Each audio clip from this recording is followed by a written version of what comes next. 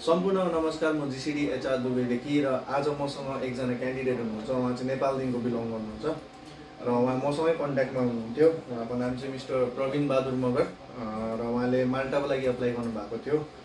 निकै अगाडि गर्नुभएको थियो, लगभग 1 इयर जस्तो भयो उहाँको प्रोसेसिङमा चाहिँ, र फाइनली भिजा लागेर आइसकेको छ। उहाँको माल्टाको भिजा देख्न सक्नुहुन्छ र भाइ आज पासपोर्ट लिनु आउनु भएको छ है। एकदमै खुसी हुनुहुन्छ किनभने उहाँको 1 इयर जस्तो लाग्यो है भाइ। पहिला अब अलिकति माल्टाको डिलेले गर्दा पनि होला जस्तो भएर, र फाइनली भिजा लागेर आएको छ। धेरै धेरै बधाई छ तपाईँलाई। अनि कतिको खुसी हुनुहुन्छ त? लगभग सबै खुसी हो।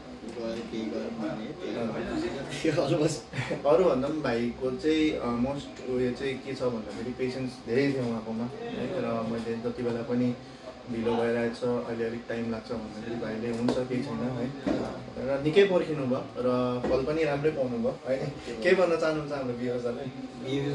मतलब सबैजना यता आएर फलो सपोर्ट गरेर तपाईँ चाहनुहुन्छ भने यताबाट ट्राई गर्नुहोस्। अलमोस्ट जेन्युन भयो, त्यो चाहिँ अब ट्रुथफुल चाहिँ धेरै धेरै धन्यवाद छ है भाइले ट्रस्ट गरिदिनु भएकोमा, र तपाईँलाई अल द बेस्ट फर्दर जर्नीको लागि त्यही भन्न चाहन्छु। र हजुरहरू पनि अप्लाई गर्न चाहनुहुन्छ भने सम्पर्क गर्न सक्नुहुन्छ। नम्बर्सहरू प्रोभाइडेड छ बायोमा, या त हाम्रो अफिस डाइरेक्टली भिजिट गर्न सक्नुहुन्छ।